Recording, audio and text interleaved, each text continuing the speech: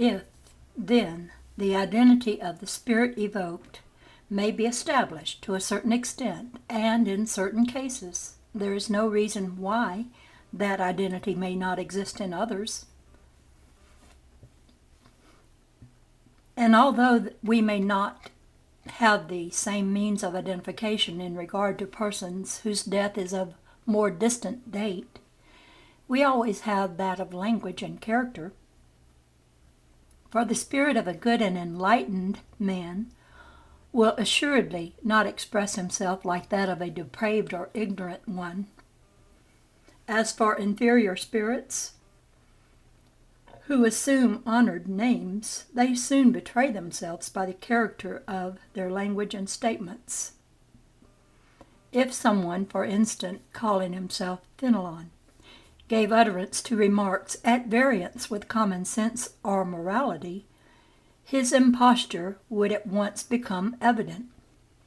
But if the thoughts expressed by him were always noble, consistent, and of an elevation worthy of Fenelon, there would be no reason to doubt his identity, for otherwise we should have to admit that a spirit whose communications inculcate only goodness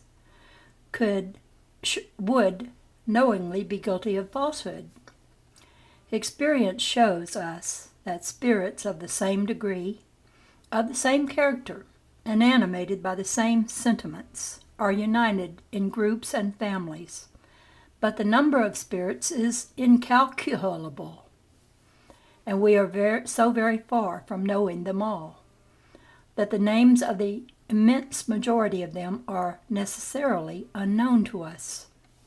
A spirit of the same category as Fenelon may therefore come to us in his name, and may even be sent by him as his representative, in which case he would naturally announce himself as Fenelon, because he is his equivalent, and able to supply his place, and because we need a name in order to fix our ideas in regard to him. And after all, what does it matter whether a spirit be really Fenelon or not, if all that he says is excellent, and such as Fenelon himself would be likely to say? For in that case he must be a spirit of superior advancement, and the name under which he presents himself is of no importance, being often only a means of fixing our ideas. This sort of substitution would not be acceptable in evocations of a more intimate character, but in these, as just pointed out, we have other means of ascertaining the identity of the communicating spirit. It is certain, however, that the assumptions of false names by spirits may give rise to numerous mistakes, may be a source of error and deception, and is, in fact, one of the most serious difficulties of practical spiritism. But we have never said that this field of investigation, any more than any other, is exempt from obstacles, nor that it can be fruitfully explored without serious and persevering effort.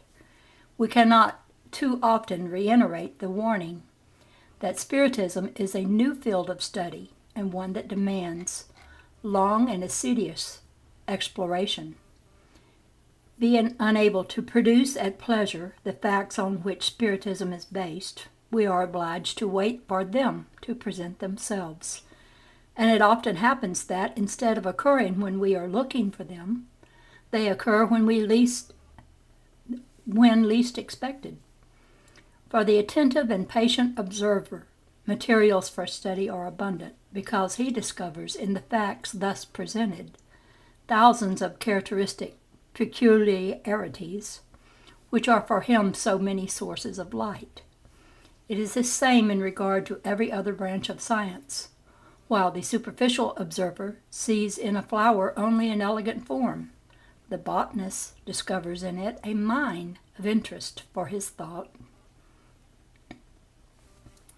The foregoing remarks lead us to say a few words in relation to another difficulty: the divergence which exists in the statements made by spirits. Spirits differing very widely from one another as regards their knowledge and morality. It is evident that the same question may receive from them very different answers, according to the rank at which they have arrived, exactly as would be the case if it were propounded alternately to a man of science, an ignoramus, and a mischievous wag.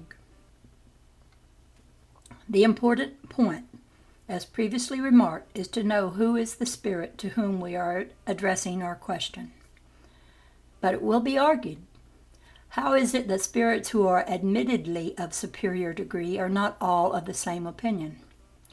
We reply in the first place that there are, independently of the cause of diversity just pointed out, other causes that may exercise an influence on the nature of the replies, irrespectively of the quality of the spirits themselves.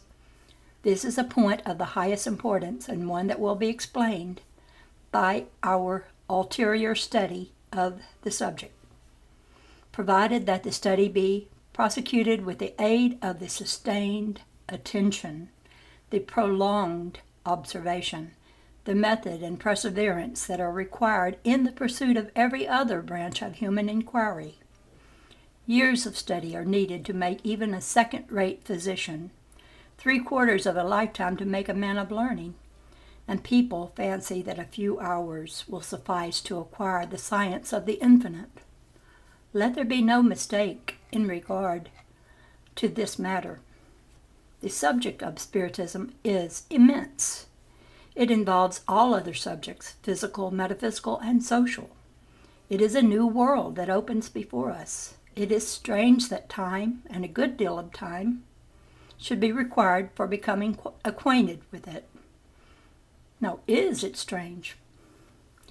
Is it strange that time and a good deal of time should be required for becoming acquainted with it? The contradictions alluded to, moreover, are not always as absolute as they may seem to be at first sight.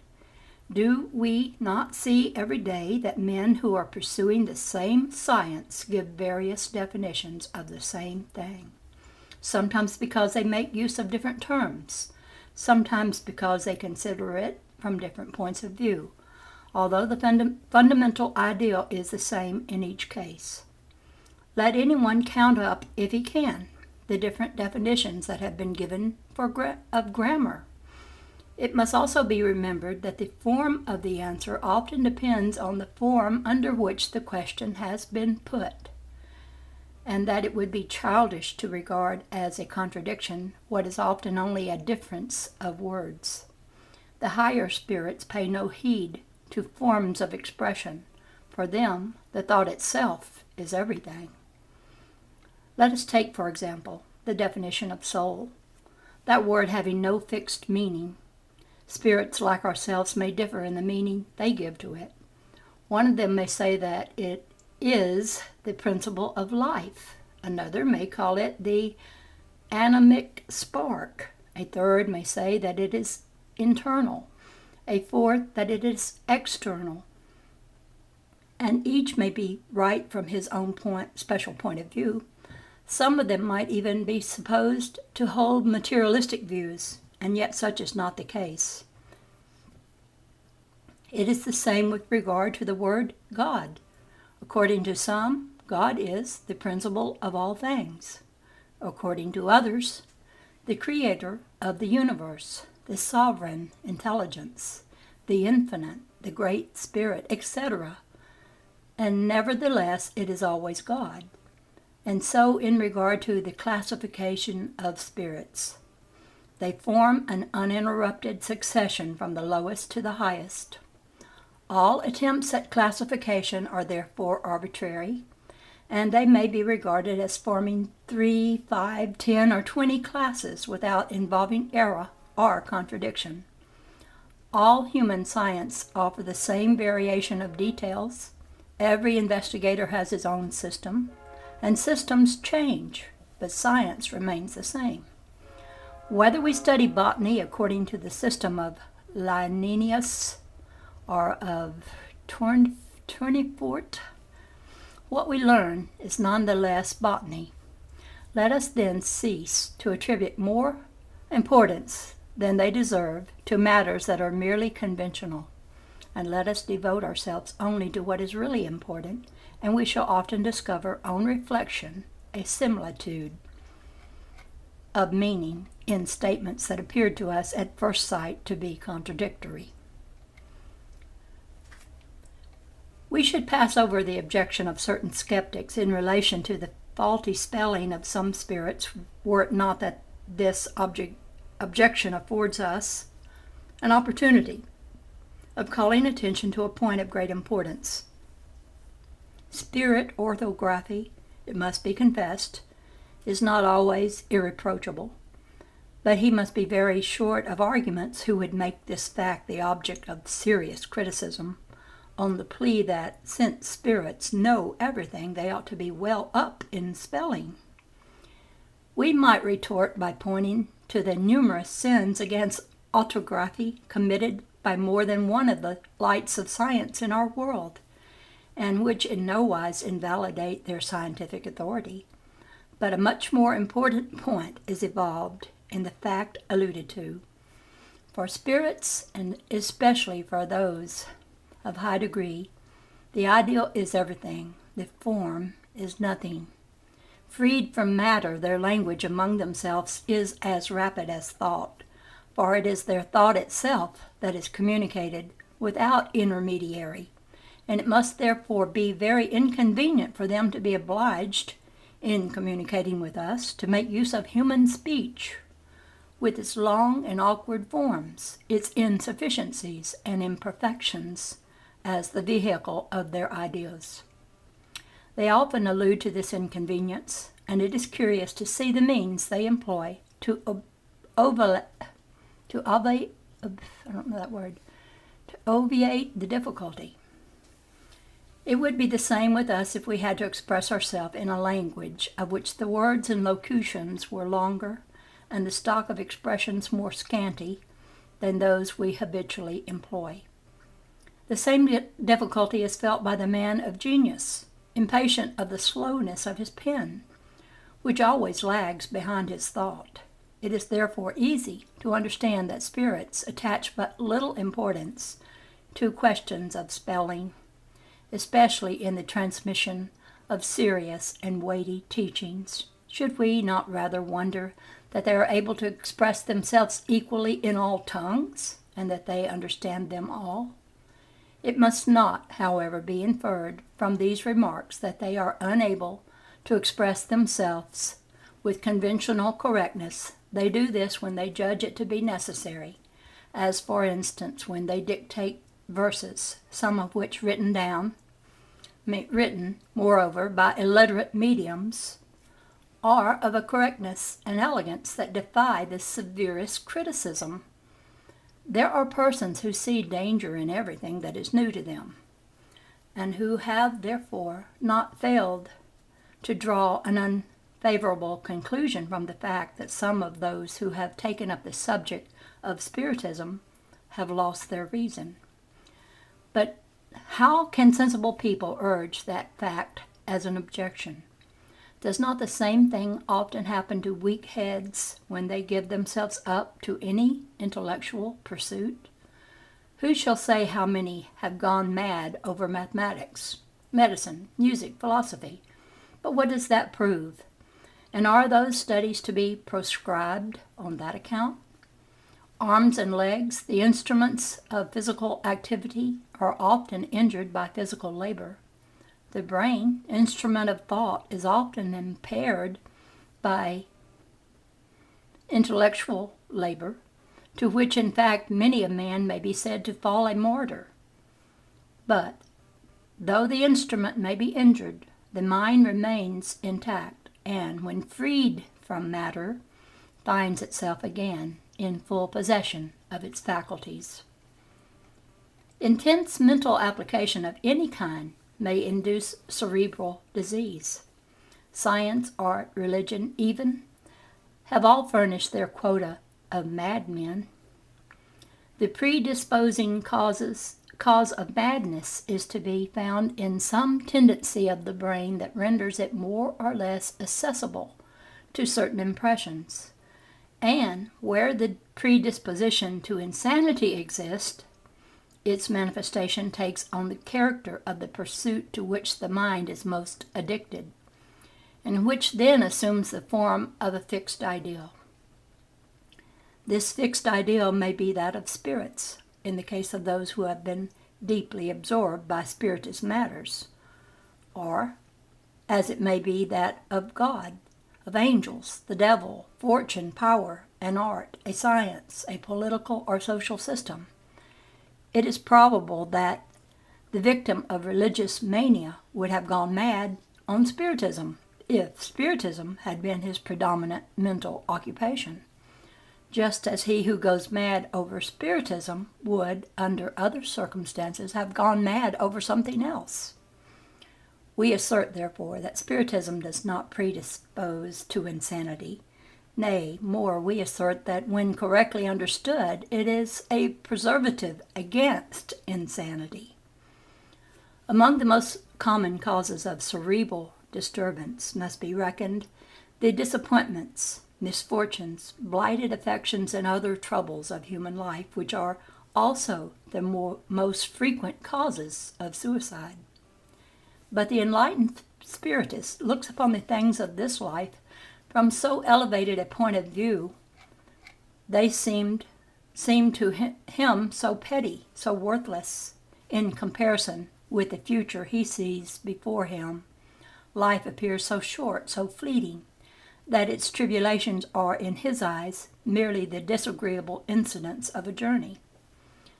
What would produce violent emotion in the mind of another affects him but slightly. Besides, he knows that the sorrows of life are trials which aid our advancement, if borne without murmuring, and that he will be rewarded according to the fortitude with which he has borne them.